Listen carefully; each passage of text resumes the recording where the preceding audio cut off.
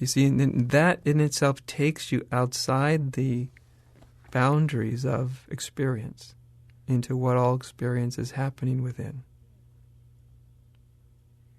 You follow me? Well, as much as I can. You don't think that there's, like, some systems of teaching kind of guide you that you have to kind of let go of your gross level of tension and anxiety to even understand that. So yeah, that's where I look to those states of, oh, yay, I'm feeling peaceful, right. I was feeling anxious. Yeah. It's just not true. It's just simply not true. I've seen people that are just, anxious, sort of semi-emotional wrecks, and they can awaken right out of it. They can awaken. It's these. See, what often happens is in spirituality is we mistake the natural byproduct of the awakened state for the road to the awakened state. Yeah, and that's where I'm looking at. And one doesn't have to do with the other. In other words, when awakening really happens, this shift of consciousness, naturally, what we really are isn't attached. It's not grabbing at this. It's not pushing that away. It's not doing it because it should or shouldn't. It's just consciousness in its essence is not something that grasps and pushes away. It's non-attached, in other words. But what happens is that's a byproduct. Non-attachment is a byproduct of knowing what you are. But what it gets mistaken as, then I, as an ego, will try to practice non-attachment, and that'll get me there. Or tranquility. Right, or any of that stuff. But you see, to be disturbed, to not be tranquil, is actually, and I don't mean you should go about trying to create, unpleasant states, but often what arouses consciousness into awakening is when we're actually willing to be disturbed, we're willing to go, wait a minute, the way that I'm perceiving things, this can't be real. In other words, it's sort of a divine discontent. Do you know what I mean? And a lot of times people are unknowingly, they're using their spiritual practices to soothe their feeling of this sort of divine discontent. That's what I was talking about. How do I tell if I'm doing that? Yeah. Exactly. It all comes back to your motivation. That's all that's always comes back to your motivation. Do you see? And please, for you and for anybody else, don't misunderstand me. I'm not saying that anybody's motivation is wrong or one should do it this way or should be interested in that. And I'm not saying that at all. I'm just saying that number one, often, not always, but often, where we end up follows our sincerity. What we really, really, really, when push comes to shove, what we really want more than anything else. And that this feeling of discontent is a very strong motivator to awaken, and it's something that we often try to medicate so we don't feel. Whether people are taking drugs or drinking too much, or sometimes people are meditating to cover over this discontent. And discontent is part and parcel of the dream state. It actually is a thing that helps you wake up from it. As the Buddha said, right, in this life and in the life that people are living in the dream state, suffering, or what he called unsatisfactoriness, is part of it. And you either utilize unsatisfactoriness to help you really awaken, or you're just trying to tranquilize yourself so you don't feel as much as that unsatisfactoriness. And so we can use our spirituality, and everything else in life for that matter, but we can use our spirituality either way. Either we're really addressing that divine discontent head on, or we're using spirituality or anything else as a way of not feeling that divine discontent. not addressing it.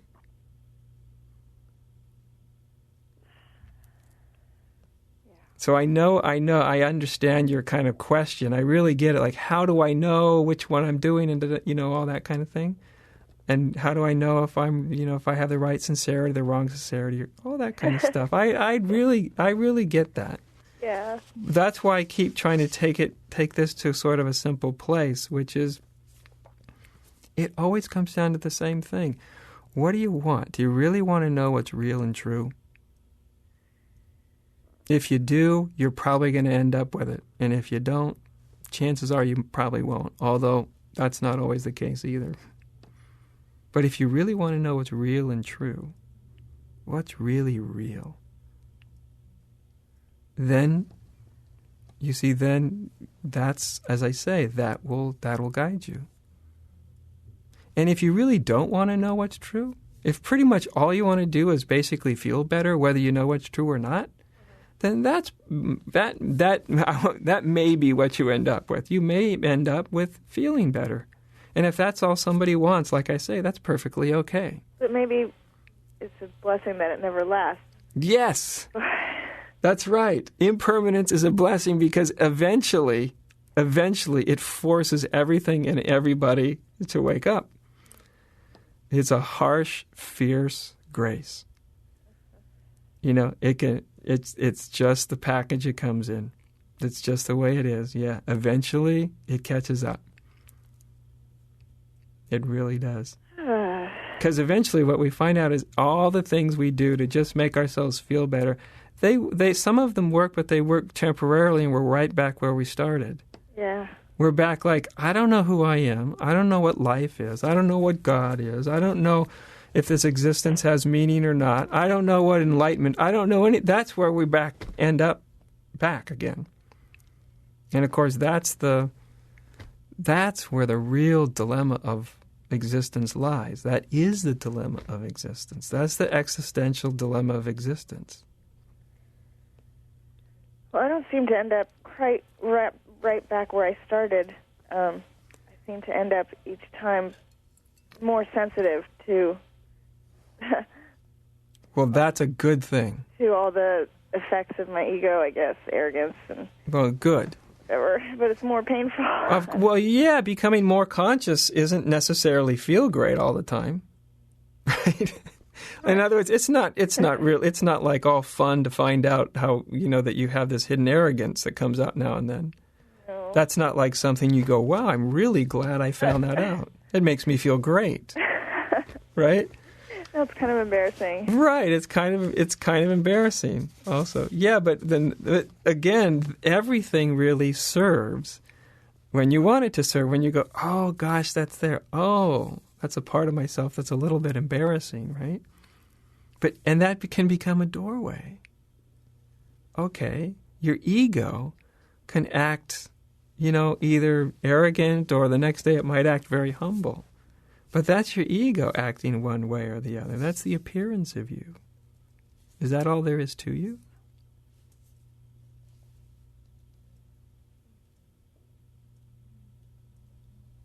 Do you see? And that's the deeper thing.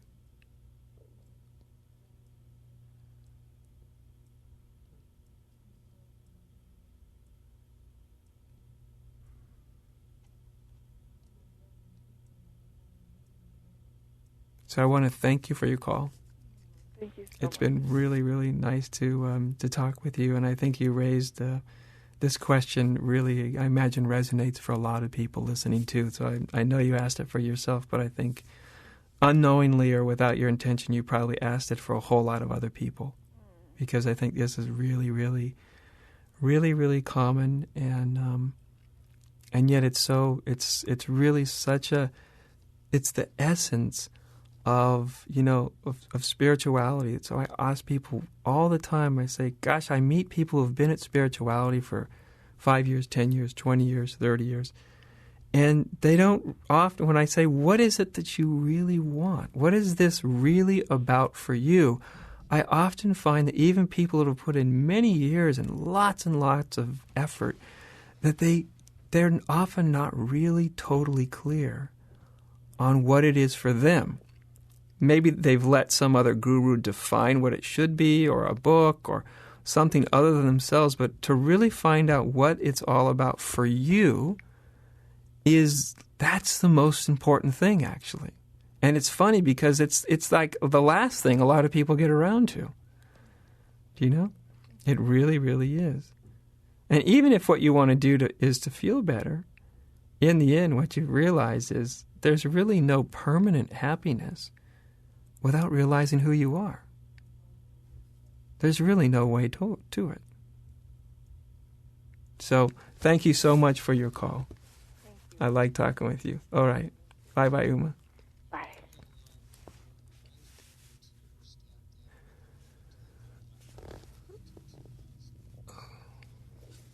Okay, I think I'm going to go to someone calling from India. Is it Nicole?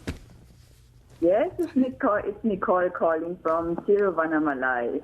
Nicole, so nice to hear your voice. Thank you for calling. Yeah, hello, Adya. Nice to hear you as well. Thank you. Yeah, can you? I can hear you. I can hear you wonderfully. What did you want to talk with me about? Yeah, I have a question about the natural state. Yeah. So, to make it very short and simple, the question would be how to keep the natural state. How to keep the natural state. Keep the natural state, yeah. Well, that's I wanna explain just a little bit what I experience around here right now. Yeah. That the surrender goes on a very energetical level, so it has nothing to do with my mind somehow anymore. Yeah. Yes. And I recognize when I go to the Samadhi of Ramana Maharshi here that there happens a surrender on a much deeper level than my mind could kind of go. Yes. And it's there when I'm influenced by the energy there, but when I leave the place, it kind of runs a little bit further, sometimes a few hours, but then it kind of leaves me and I get a lot of pain in the body, a lot of burning sensations, mainly in the chakras or in the meridians, in the hands, in the feet, and I start to suffer on a quite, on a very fine level, which is not a mental suffering anymore. And I just want to know if you can say something and what I could do to help this process. Okay. Yeah. Well, I really appreciate and love the term that you use, the natural state, because that's really what this is really all about, is rediscovering our natural state. And there you are in Tiruvannamalai, and in the place where Ramana spent the vast majority of his life, and certainly all of his adult life. And I haven't been there, but I know there's a great presence and a transmission to the mountain that's still available to people. And that energetic transmission is of course what you experience when you're there. And of course you can experience elsewhere, but it also sort of aligns you with that natural state within your own being. And one thing that's very, very important to have a real sense of is that what's happening when you're there and you're in stillness and it's taking you to a very, very deep place is to know that your whole system is responding to that environment. But essentially what it's doing is you're discovering that same state, to use your word, that same natural state is being, how can we say?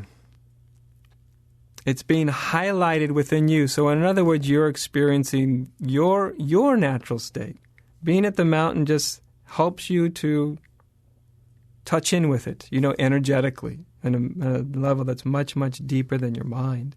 And so it sounds like what you're doing. Of course, then you leave that environment, right? Then you leave that place of great transmission, and then you're with your own self, aren't you? Yeah, And it seems like it's nothing I can do, because it's nothing I can influence on that deep level in the body. And you can't create it. Right. Yeah? Yes, I understand. Yeah, I know there's nothing you can do and you can't create it. But one of the things is having the willingness to really pay very, very close attention, and now I'm speaking almost energetically, to that same presence. And when you leave the mountain, it may not be as strong. It may actually start as a very fine and subtle thread of that presence of the natural state. But if you can sort of really feel into it, even when you're away from the mountain, because then when you really feel into it, even if it's slight, even if it's very, very subtle, by just feeling into it and seeing if it's still there, by putting your attention on it, then it grows.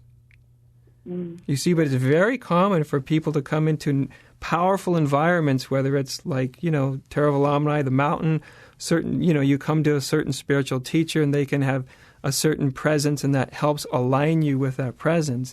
And then, of course, the very, very common thing that all spiritual teachers, I think, get asked a lot is when I'm outside of the presence of that person or that environment or that mountain or whatever it may be, then it's not as, then it tends to dissipate. And that's really understandable, but that itself is an invitation now to start paying even closer attention to that same presence in yourself that will feel diminished, won't be as overpowering when you leave the environment. But yet now your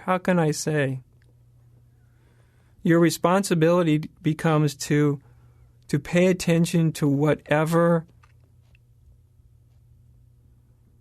there is of that natural state within you, to really pay attention to it, to not expect it to be as big or as strong or as powerful, but to start to notice that it's always there as this sort of undercurrent.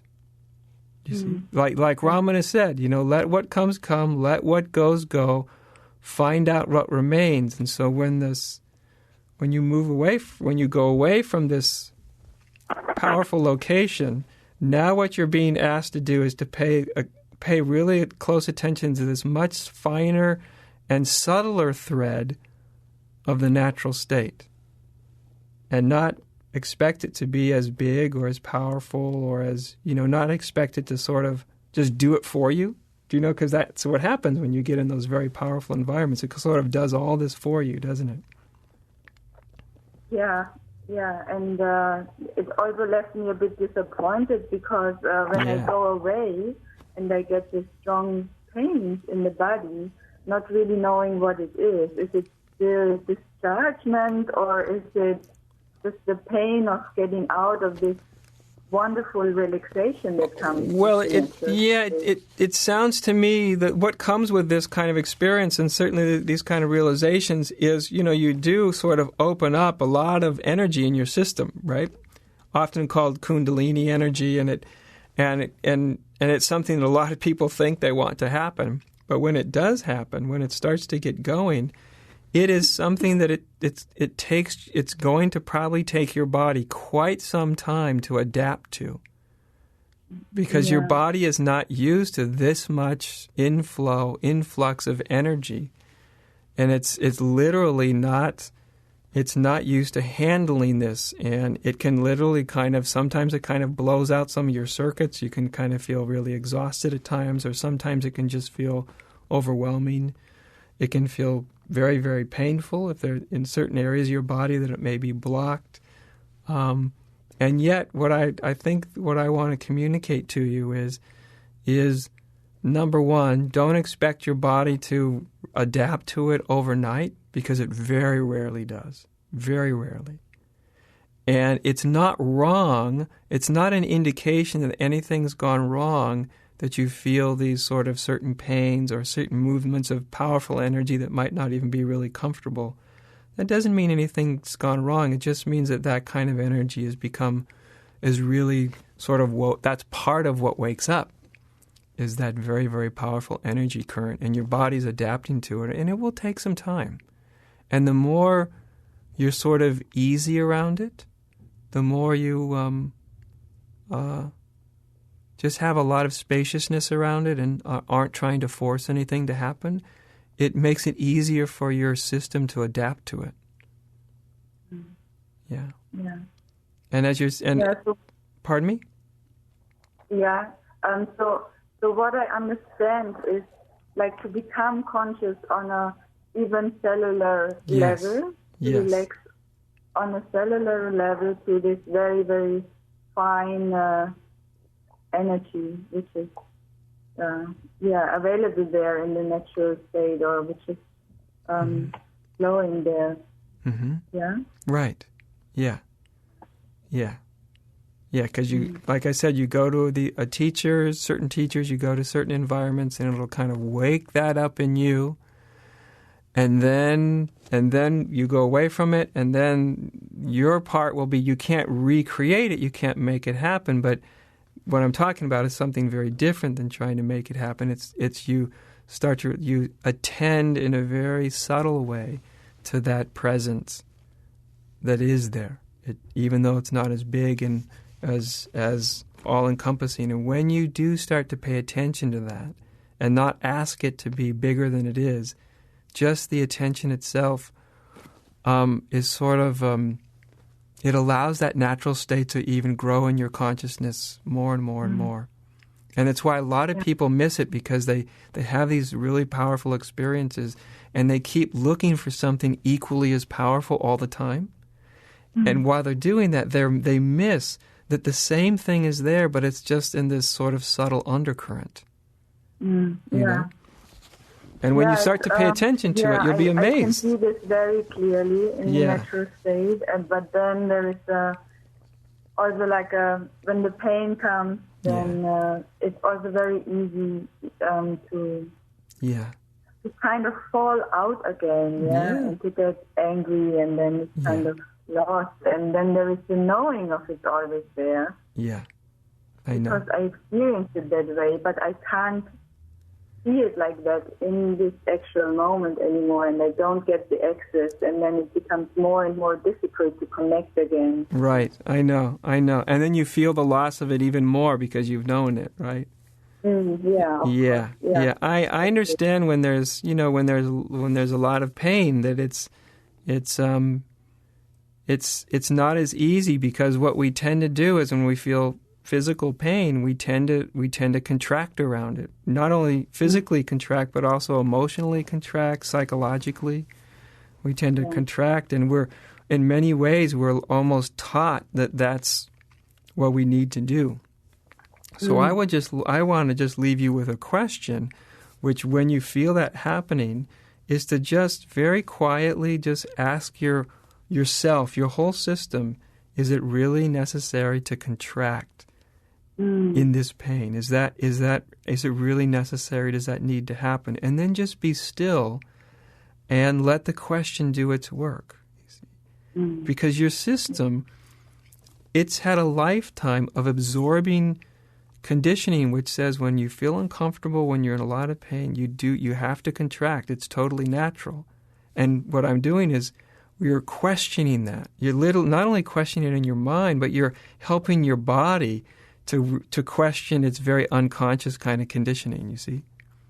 And it can really, really help. Just asking your system, your body, your energetic system, is it necessary to contract in the face of this kind of pain? I really know, because I have, fortunately everything's quite good now, but over the last 4 years, I've had moments where I've had a lot of physical pain. And so I very much... Oh, yes.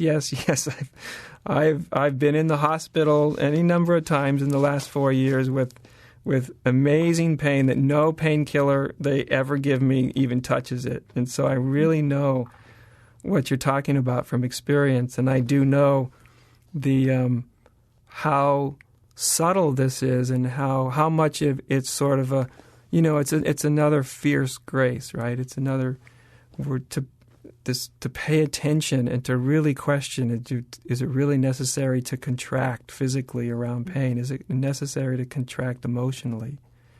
And you kind of, your system realizes it's not necessary. And that really helps your system to come back into alignment again. So just kind of play, very good to hear, Yeah, kind of play with it a little bit, Yeah. Okay? Yeah.